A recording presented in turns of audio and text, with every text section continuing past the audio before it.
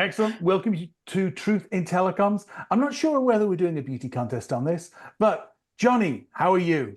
Well, first of all, I want to thank the Viz, which I knew he would show up because he's the Viz. He's the only guy in this industry. There's very few guys on his level of balls. I mean, if you have a chance to follow him on X, which not a lot of people do because not really a lot of people follow him on X. He has his own opinion on things, and I quite follow him there. And he has a really unique view on life and on whether it be climate or whether it be free speech or whether it be Europe or whether it be a lot of things. I find him, I admire his views and agree, unfortunately, for myself with him in a lot of ways because we're kind of like in the fucking minority on a lot of things. So I want to thank the Viz. And yes, look, Alan just got a haircut because the Viz showed up. As everybody knows, I've been screaming to Alan to get a haircut for months. He gets a haircut, and look how handsome he is. So now he gets thrown in to the sexiest man alive, sexiest man in SMS contest. Yeah, I mean, so look, Viz, thank you so much for accepting my bait. Thank you for my new nickname. Yeah, what, the Viz? Yeah, Fish actually means fish. So it's been it's been like, how long have I not been in school? But like forever, like 25 years or something. Mm-hmm. But 25 years ago, people in school used to call me Fish. Fish. The Viz. They called you the Viz. Yeah, but keep it the Viz. Don't change the Fish. I hate it. No, the Viz is a cool look. I grew up literally 10 miles from where that orange guy is running for president here lives. And people don't understand where I'm from. Everybody has a nickname. It's like the Queens Long Island border. And you don't have a real, you just have a nickname. So it's not something that he created. It's just something that if you come to this neck of the woods, people just have nicknames. It's a lot of Italian, old European, just a mix. And it's just a nickname is the thing. But the Viz is like, I mean, how can you not be the Viz? I mean, it's like right there in front of you. It's like too easy. But I want to dive into it, Robert. And the first thing I want to do is I want to talk about how shocking some of your progression that as far as where you've taken Bird right now. So, I noticed something when I posted yesterday. An old friend of mine, Gene Liu, who founded Haywire many years ago. I don't know if you know Gene. He's at Salesforce. I don't know Gene, but I know Haywire. Okay, so Gene founded Haywire. My partner, Rick Joyce, who was my partner at TCR Acquisition, he was also the attorney at Venable. He was Gene's lawyer. He's also the former chief counsel, head of cyber for the U.S. Coast Guard, because we were involved in that whole campaign registry insanity. He used to represent him, and John, he would just tell me how brilliant Gene was. And then I met Gene at the CTIA conferences that we had when I had one of the three hubs. So I would be sitting there as Iris, which was me and one carrier, and then I'd have Syniverse, and I'd have SAP, and I'd have the mobile operators, and you'd have Doug Gardner from Twilio, and you'd have the guys from ZipWhip, and it'd all be a lot of fighting. And I got very friendly with Gene.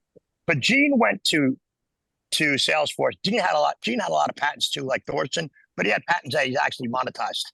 And he sold his company to Salesforce and became the principal architect of mobile. So I still keep in touch with Gene, and he popped up, and he doesn't pop up at all, but he popped up when Bird came up and CRM. So I'm saying to myself, well, Gene's got to be maybe concerned because without Gene, Salesforce does not go to mobile. He was the smartest guy in our industry from a technical standpoint, and I'm going back a decade. You know what I mean? So I think you're on Gene's radar. So you're gone from like the criminals in SMS to the big boys. So congratulations. I mean, you guys don't get enough credit for being so funny. It's just like, I read all your posts and I'm like, I don't know sometimes whether to like or not because I start fighting with everybody in the industry if I like too much. But like, I still need some of them. Like it's not over yet. But at the same time, it's freaking hilarious. We got to laugh. Alan and I have been around. I'm 58. I've been around. You've seen too much. And if you don't laugh, I mean, what's the point of life? If you don't find humor, I mean, Yeah. I'm the dumbest guy in the industry. I took an asset called Iris Wireless and sued Syniverse. Didn't really know the value of it, but obviously, as we know, Twilio paid $750 million for a minority stake in Syniverse to get the same access that I had. And I'm the dumbest guy in the world. I used it to restructure these two Germans in Germany, who, by the way, I'm like the only guy in the world. I got to find the two dumbest people in Germany. I mean, Germans are so smart altogether. I find the only two morons in the whole country. It's quite amazing, but we got to have fun. I have fun a lot more than Alan. Look, we've had some kind of audiences. I mean, we did your podcast. You got 5,000 views, which doesn't sound like a lot, but it's a lot. And you got that when we were banned. Yeah. But we were doing podcasts with 70,000+ views when Alan got Jeff Lawson fired from Twilio. That was Alan, by the way, just so you know. He got Alan fired when he exposed the fact that the minority stake he bought in Twilio and Syniverse was kind of illegal, because you don't buy a minority stake in a company with public shareholders' money when there's another $2 billion in debt behind it and nothing. In fairness, I like Syniverse, though. You know why I like Syniverse? Look, I love Syniverse. John Wick, I just did a whole podcast on John Wick. Go watch my podcast on John Wick. I fought Syniverse. I had them beat, they settled with me because I wasn't stupid enough to go all the way to trial with them, because they're owned by the Carlyle Group. Yeah. And Tintech found out the hard way. Tintech got passed a motion to dismiss, just so you know how they lost, these idiots. And then they went to Syniverse. I literally got the access to the chairman of Carlyle, literally the CEO of Carlyle, through a friend of mine, and said, go settle this. They fly to Germany. They try to settle with the Germans because Thorsten had them in court. And the Germans asking for $100 million in new agreements. So they fly back, and all of a sudden, Tintech finds out what America's all about. And the judge that ruled in their favor retired, yeah. And they nominated a magistrate judge in Tampa, and he overruled. And then Tintech went from winning to losing and spending $9 million doing it because they thought they could do whatever they want here. And you really can't. But Syniverse, look, you have to like Syniverse. You don't have a choice. Well, what's your choice? You know, and look, John Wick, go look at my podcast on John Wick. I mean, I go back with John Wick. He's a gentleman. Nobody could talk about him the way I talk about him. But you know Robert, why do you like Syniverse? I don't, we're less close to them than you might think, but like, you know what I think it is? A lot of these companies are made, there's management, there's owners, and there's a lot to be said for them. And honestly, I'm not like trying to chicken out. I honestly do not know enough about it to judge there, but there are some really good people at Syniverse. So when I say I like them, I would argue the folks that we deal with on the account management side and the sales management side and the procurement side and the routing side, and I always hear from the team how well they work with them. So that's more what I mean with. Well, there's a new breed at Syniverse. So going back a decade when they tried to cripple me being the third asset, and look, I just restructured a company. I couldn't spell text messaging, Robert. I come from the calling card industry. Excuse my language. And I restructured this company, wiped out $30 million in debt. And then they had this crazy CEO who decided, like, oh, no, I'm not going to give you new agreements. I'm like, what do you mean? They're auto-renewed the last 14 years. You have to, and then I restructured it and took him on in court. And nobody thought I would beat him. And I went and found Rick Joyce, and we beat him. I was just a moron and didn't really know the value. It's funny, after I sold the company to the Germans, I sold my assets, actually. I get in touch, Twilio gets in touch with me and tells me, well, we want to buy it. I'm like, well, you can't. You got to go to Germany. They flew to Germany, Twilio, put a deal on the table for the Germans that would have been worth $800 million. Thorsten turned it down.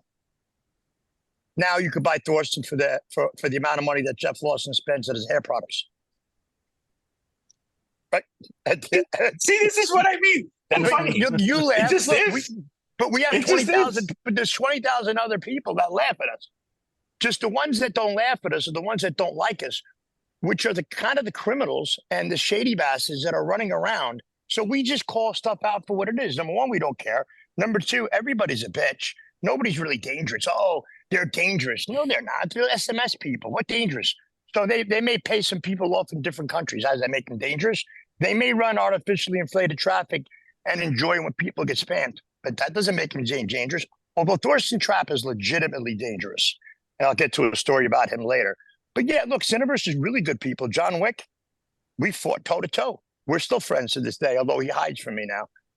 We've been friendly. I tried to sell him Tintech again a couple of years ago. I did a podcast. If I was on your wrong side, I would be hiding too. That is not, like, let's be honest here. No, listen, there's no wrong side. It's not my wrong side. joking.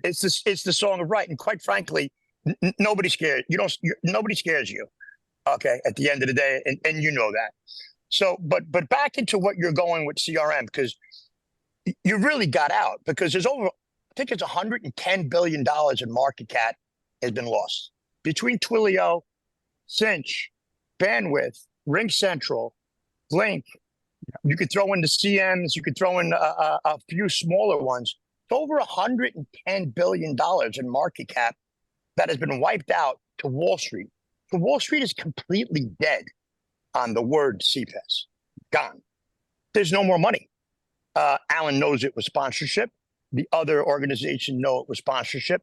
So it's amazing how you got out right in time. And on our last podcast, you talked about the transition that you made a couple of years ago. When did you see that coming? Because the stock prices were still up. When did you see that this was going to be a disaster? It's a disaster. I mean, it's a few different things. Like, so just like first principles on the whole topic. Like, is the world still today what it was in the past, or is it not? And I think that world change started way before stock prices were sky high. And there were many different indicators. Fraud accelerated, whether it was AIT or any type of fraud. But fraud is really bad for an industry because essentially, ultimately, as a provider, you can't really do anything. So you have the problem you have is that brands want the cheapest price. So they're at some level responsible for it. You have the carriers who want the highest price. So most carriers started an end of life strategy. 2-3 years. I started in 2011. So 2-3 years in, we were already sort of seeing the first signs of that. And then a lot of fraud. So you have carriers raising price. SMS price has gone like this. You have brands who want SMS price to go like that. And so you're basically, and fraud is also going like this. So it just became an industry that wasn't as much fun as it used to be. Yeah. I think secondly, telecom people got a little lazy. I used to joke to people and people said, like, what kind of industry are you in? And like, is it fun? It sounds so boring because it's all technical and blah, blah. I was like, well, the thing you got to understand about the telecoms industry is that every conference, people are quite fun. Like, people like to have a beer, have a drink, talk to each other, do business. It's actually quite a fun industry to sort of be in. The other thing I always said is, and if you look at everybody's shoes, you'll notice that people are making money in this industry. And it doesn't matter whether you work at a carrier or anywhere else, because everybody's sort of like dressed nicely or has nice shoes, or, people are not. People are not cheap. The best were the really big companies where they had all these expense accounts, so you could drink for free. That was kind of like was my first. People wonder how I bootstrapped the company. Well, I drank a lot on other people's bills. So I think for us, and then it was ultimately customer behavior. So customers were starting to ask for different kind of solutions, and whether that was multiple channels or whether that was more. So there was like so in like the 2FA sort of critical notifications industry, you saw customers who really wanted to move to multiple types of channels. And we started in 2016 already with this, with a omni-channel API, way before the industry sort of caught in conversations API. Fun fact, almost everybody copied our name and our code, which is fine. They can do whatever they want. We'll talk about patents later, but they can do whatever they want. But it's quite complex because every single channel has their own way of sort of doing things. And then obviously from a brand perspective, you're abstracting away all that complexity. So you don't really want to make all of these decisions. So we saw that trend. And then we saw a software trend, which goes beyond the telecom industry, which is just that APIs are becoming less important. Yeah. So 2010 to 2020, everybody was API this, API that. You saw all the companies go like this. And I think what people are finding out is that most businesses need to focus on their core business. And their ability to build on top of all these APIs was very cool and selling to all the developers. And But at the end of the day, this is not really what a brand wants, because a brand needs to focus on their core. And so they need an abstraction layer, which is the application, or what we now call CRM. Yeah. The other last thing that I would say is, and this has sort of been like a thing that's been, if you look at the TAM of our industry, it's because it's so aggregation led, everybody has their own little trick or firewall or like sort of thing. That message just goes around. So if you accumulate the revenue of all the companies, what people aren't realizing is that in effect, the actual originating revenue from a brand is actually much less than what it is. And it's painful. Like I started in 2011, I recreated a mobile core. I have every SCCP provider. We have mobile network codes. We have our own MNCs in multiple countries. Like I love this industry. I can go deep on I can go deep on telco talk all day long. So I love it. But at the end of the day, my job is not to just love my industry. My job is to work for customers. They pay me. So, and so that was the other trend that I sort of saw, that like people were just not, the industry wasn't as big. So if you want to build a company that truly is global and that truly sort of innovates and wants to compete with the great at one level, which is still our company's ambition, then there was just no way we could stay in SMS forever. And I never wanted to get to the firewall industry. I think that is all the firewall people should be. It's not firewall, it's money laundering. Yes, fill in the blank. So like, it's just, it's one of those things. Does it make money? Yes, it does. And I've had multiple people on my team who forever were like, why are we not doing this? Because if we would do this, we would do such a good job and we could do it like, legitimately. But I never wanted to get into that industry because it's the biggest corruption in the world. Correct. You basically get a carrier, who with relatively good intentions just say, I want you to block my network because, I'm getting all these free messaging in from all these brands and I want you to block them. Then almost all provided a few legitimate ones, but almost everybody that went into that industry were also the dodgy ones in the industry who went to brands and they just said, oh, we'll pay you $1 million up front. Or we'll do this or we'll do that. And the carriers just went, oh yeah, thank you. So thank you for doing it. The second they did that, the price of SMS went from, and what they often did is they often locked in the price with the carrier. So they said, your weighted average price is, I don't know, 1 cent, 2 cents, 3 cents, 4 cents, anything else. Yep.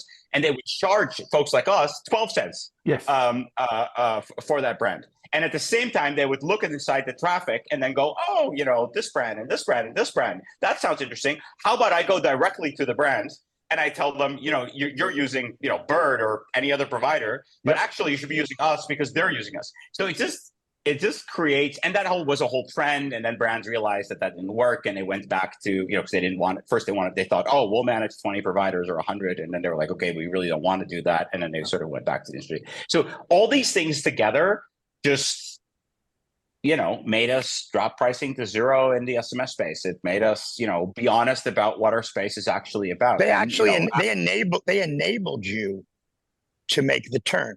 So the corruption in the industry, where it was going, and the death enabled you to shift your business. So you should be thankful for those criminals and short-minded, short-sighted thinkers. I mean, look, Twilio prepays over at least of 100 million, I know, a year more on operators' deposits in different countries, and then they bury it in their COGS.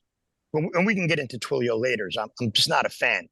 We never, just for what it's worth, also on the record, we've never prepaid for anything. It's just, and actually not as much from like I don't actually have an issue with. No, my point being is they're funding the corruption of the gateway deals. They just funded Tintec, right, for AT&T Mexico. They fund other operators. They put the money up front. How do I know? I was involved in selling Tintec for 3.5 years. I've talked to all the providers. I watched Cinch not meet their numbers in Pakistan and had to give the money back. I've learned the whole business because I've been stuck with these Germans, which I had no interest in being in this industry. I mean, when I sold my assets to Germans, I went and played golf for 3 years, every single day. And then it came time for them to pay me more money. And then all of a sudden I got involved in, and then they lost the Syniverse. They didn't listen to me. It got killed over there. But Thorsten didn't really care because Thorsten's the only guy in the industry that doesn't care about making money. That's why he's the smartest guy in the industry. Thorsten just wants to build his company and then it get buried in sand over centuries. and then he can come out.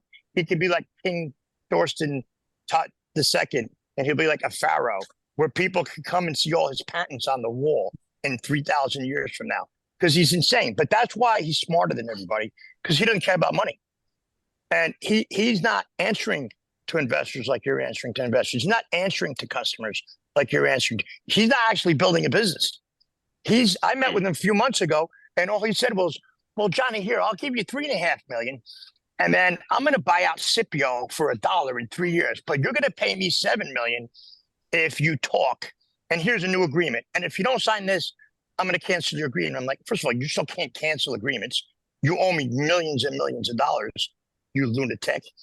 But that's when it really hit me. Like, he just doesn't care. I mean, he blew deals with Soprano, Cinch, GMS 14 months. Although I don't think GMS was so much of his fault until the end, because Yuri spent about 14 months combing his hair to each side of his head, deciding whether or not he wanted to buy it, because we had such a dysfunctional situation with Scipio and them. He didn't know. And look, we tried to sell Tintec to GMS. We were willing to take stock from GMS, although I got some cash, and they were getting bombed because all their employees are in Kiev. That's how bad we wanted to get away from him. And he bait and switched them, pulled their pants down, made Yuri spend all kinds of money on due diligence and give you this report and whatever it may be, and ended up falling through. But at the end of the show, I want to try to sell you Tintec. Actually, I want to try to give you Tintec. All I want is a pair of clogs, really cool clogs. I know you guys got them clogs over there. And if I can cut that deal with you after the show, but yeah. I mean, Tintec's a partner of ours, so let me say that I'm biased in saying this. I'll be honest. Well, then I'm going to tell you right now, they're a partner of yours because they have to be. But I'll say something on it.